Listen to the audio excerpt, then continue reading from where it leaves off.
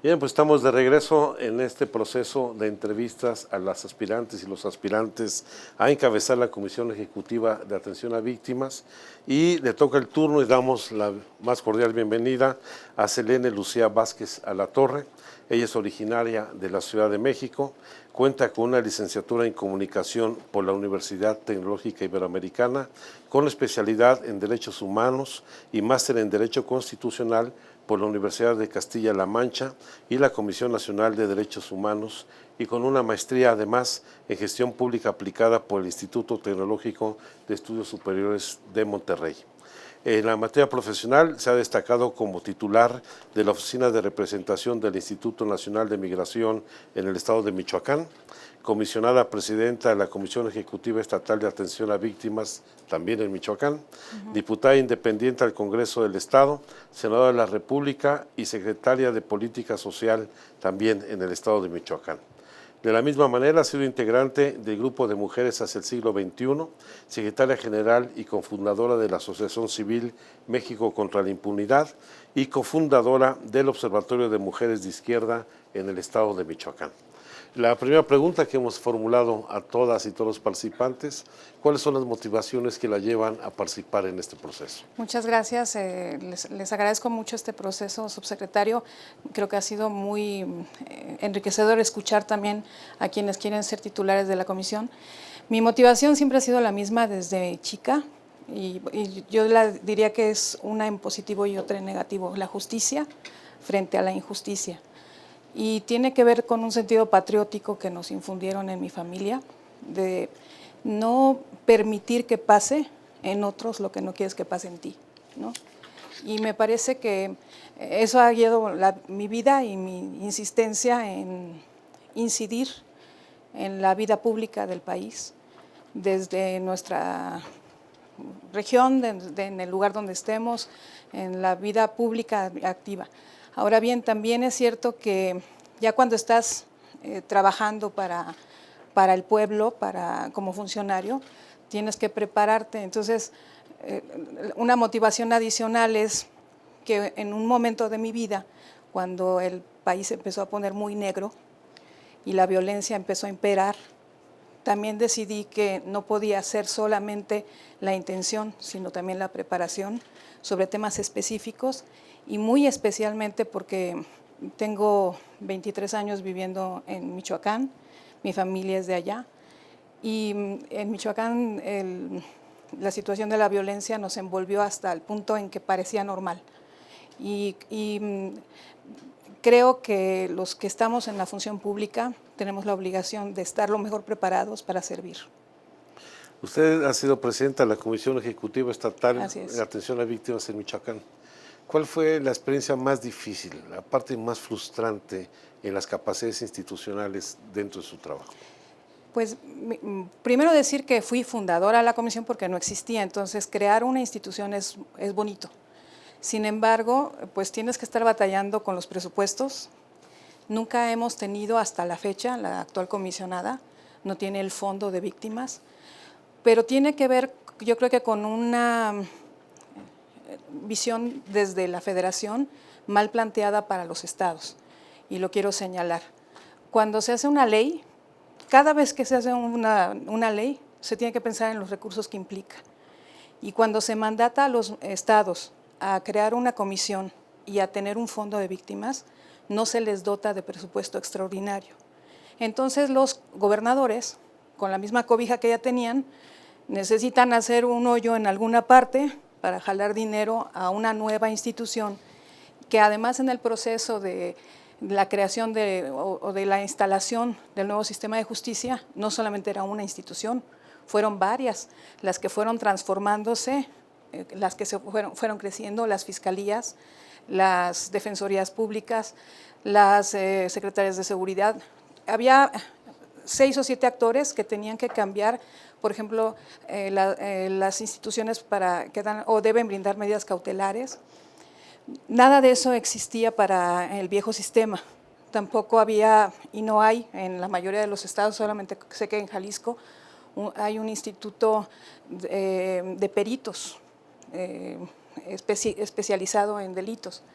Entonces, todas estas instituciones cuestan dinero y la verdad es que desde la federación se dio dinero a la SEAP nacional, pero no se consideró a las SEAPs estatales, ni tampoco a los fondos estatales. Bueno, pongamos en el caso de que usted encabece la SEAP federal, ¿cómo plantear la relación con las comisiones estatales o cómo rediseñar el sistema de atención a víctimas entre la federación y los estados? Bueno, si soy congruente con lo que he hecho, cuando estuvimos en las comisiones, llegamos a ser 16 comisiones en el tiempo en que yo fui comisionada y nos reuníamos las comisiones estatales. Hicimos un planteamiento al Senado que no fue escuchado en su momento, a la Comisión de Derechos Humanos que estaba dictaminando la reforma de la ley. Dijimos que del Fondo Nacional, que representaba un 0.14% del presupuesto o del PIB para el Fondo de Víctimas, se considerara una fórmula, y la propusimos, para que una parte del recurso fuera a los estados y otra al Fondo Nacional, porque además en aquel momento el fondo ya tenía más de 2,000 millones de pesos que no se podían gastar. Entonces, ni se repartía en los estados ni en la federación, y además es totalmente inequitativo, subsecretario, porque el 95% de los delitos son del fuero común. Si usted pudiera promover una reforma de la Ley General de Víctimas, ¿cuál sería el eje central de esa reforma? Esa parte tendría que ver con un poco la descentralización de los esfuerzos hacia las comisiones estatales, el apoyo a los fondos estatales y buscar que en los presupuestos se les considere. Y yo creo que también podemos agilizar algunas cosas. La ley en México, como nuestra Constitución, que ha sido primera en muchas cosas, que es magnífica en su texto, es inalcanzable en los hechos. Y la ley tiene, pues, basada en todos los tratados internacionales, los menciona, reconsidera los conceptos y demás, pero luego en la práctica, aunque se agilizaron algunas cosas, no se quitaron otras. Por ejemplo, la atención interdisciplinaria es normal en la SEAP. Yo creo que es tan importante un psicólogo y un trabajador social como el asesor jurídico. Pero en el proceso del registro, cuando se habla de no revictimizar, de no hacer que repitan 20,000 veces, pues la verdad es que el proceso hace que repitan 20,000 veces la historia, y en el registro todavía se detiene un tiempo porque el trámite es largo, porque además se tienen que hacer consideraciones de tipo legal que yo creo que son correctas, las que están en la ley.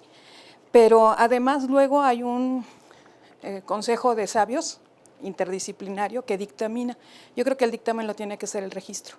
Una vez que está el registro, ya no tendría por qué haber una segunda instancia en donde se haga un nuevo dictamen o lo que sea. Cuando llegan al registro es porque ya pasaron por atención inmediata, porque ya hablaron con el abogado y porque ya se tiene una idea y razonablemente, seguramente tienen también ya la calidad de víctima dada por alguna autoridad. Entonces, el propio registro debería ser capaz de dictaminar. De las preguntas que nos llegaron a través de correo electrónico desde el día de ayer, hay unas muy desarrolladas, voy a plantearle una. Okay. Dice, de acuerdo con información pública, la SEAP cuenta con 152 asesores jurídicos para brindar atención y acompañamiento jurídico a víctimas del delito y de violaciones a los derechos humanos a nivel federal, cada uno gestionando un total de 105 expedientes. En este sentido, el número de asesores resulta insuficiente. Así es. ¿Cómo propone ampliar el número de asesores y el fortalecimiento de la asesoría jurídica federal, la cual repercute en la manera en que las víctimas son atendidas? Bueno, yo creo que tendremos que hacer una negociación con el gobierno federal en el sentido de disminuir la estructura burocrática de los cargos de dirección.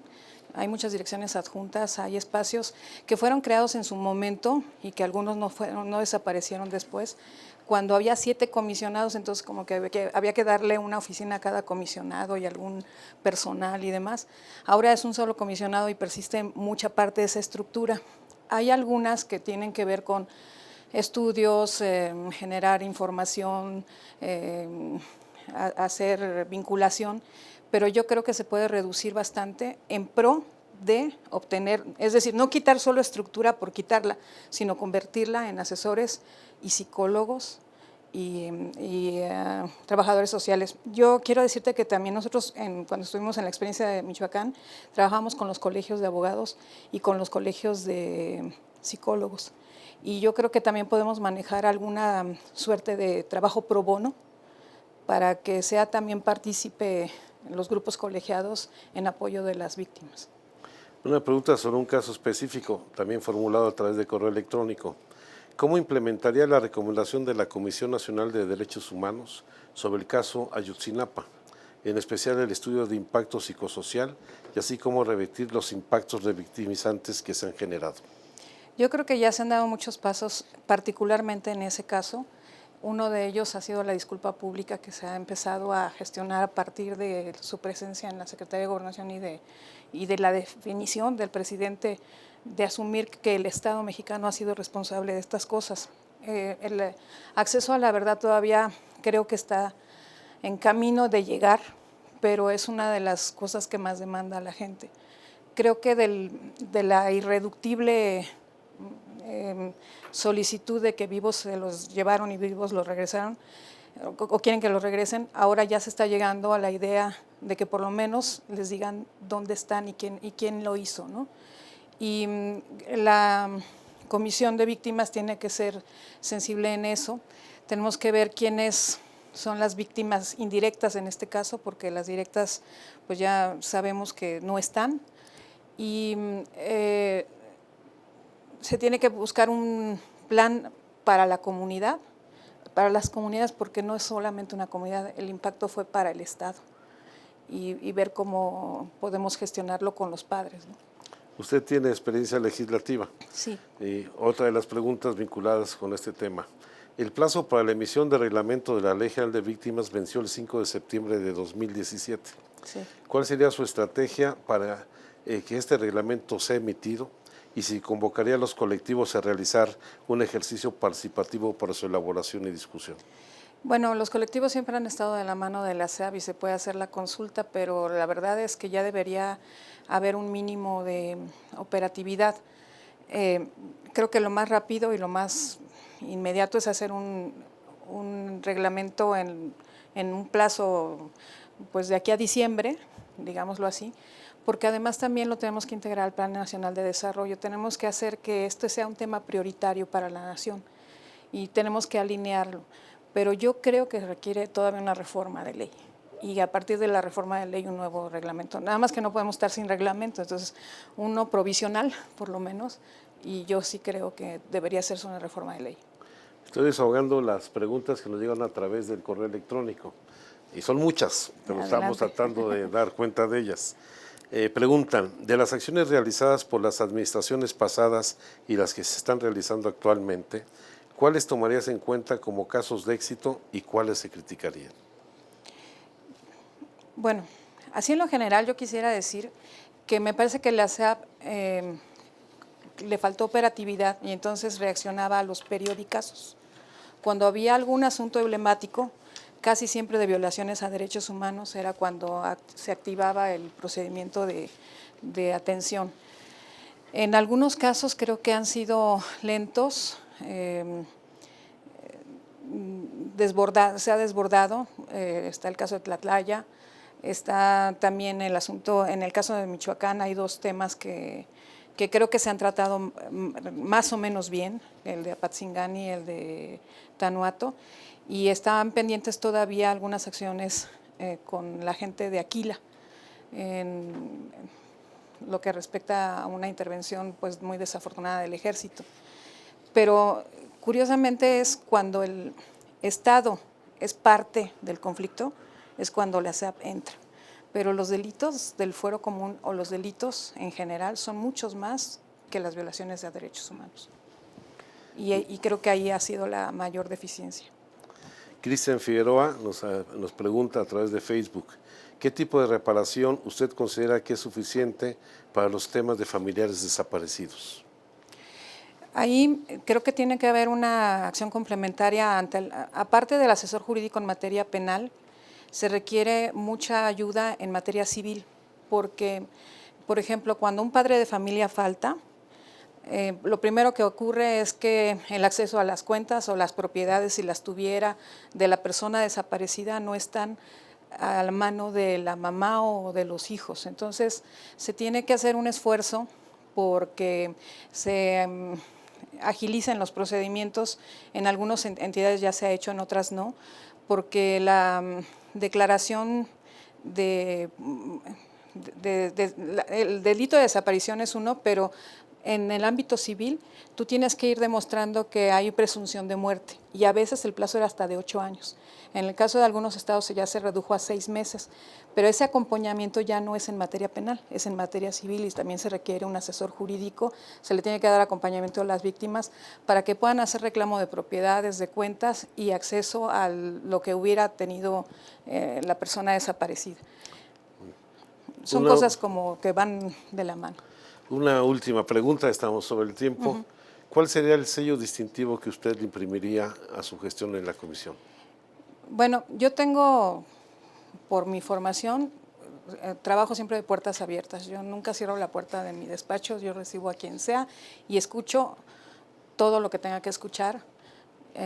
Las víctimas no siempre están en condición pues muy saludable. Creo que es muy importante oírlas. Quieren ser oídas por una autoridad. No necesariamente solamente darles el tratamiento psicológico que es indispensable, sino que se sientan realmente estimadas en lo que en ese momento les aflige. Yo trabajo así y hay una cuestión que me parece muy importante y que casi no se ve, subsecretario, que tiene que ver con la administración. Es la parte más feíta de las instituciones, pero es la más importante. Es decir, sin un área administrativa fuerte, sólida, que transparente bien los recursos, que agilice el trámite de todas las áreas, no se puede. Entonces, también yo me he abocado a buscar personas que tengan el perfil adecuado para dirigir administrativamente las áreas. Creo que hay gente muy competente en la Comisión de Víctimas, pero también creo que les ha faltado un poco de visión y agilidad. Entonces, creo que la parte administrativa sería como mi fuerte. También soy maestra en gestión pública y he aprendido con el tiempo que la administración pública es muy compleja, que se tiene que estar teniendo constantemente información, vinculación con la Secretaría de Hacienda aquí o las áreas de finanzas y yo insisto, agilizando el trabajo del resto de la comisión. Pero yo te diría también a otra cuestión muy importante, la capacitación para el personal es otra prioridad y siempre lo ha sido para mí. Al certificar a nuestros psicólogos, incluso hacerlos peritos en materias como tortura, que no hay muchos en el país, certificar a nuestros abogados, dignificarles el sueldo y, si me permiten, no compararlos con la Defensoría Pública y tampoco pensar que los pueden sustituir. Nosotros somos la contraparte de la Defensoría Pública, justamente la Constitución así lo dice. El apartado B habla de la Defensoría Pública para el imputado y el apartado C habla del asesor jurídico para la víctima. No es lo mismo, tienen que tener una especialidad y tienen que certificarse. Pues, licenciada Selene Vázquez Alatorre, le agradecemos mucho su participación, Gracias. su presencia en esta entrevista y ya daremos cuenta del resultado del proceso de Les selección. agradezco mucho. Muchas gracias. Suerte. Gracias. Abrimos un receso y continuamos con las 2 entrevistas restantes.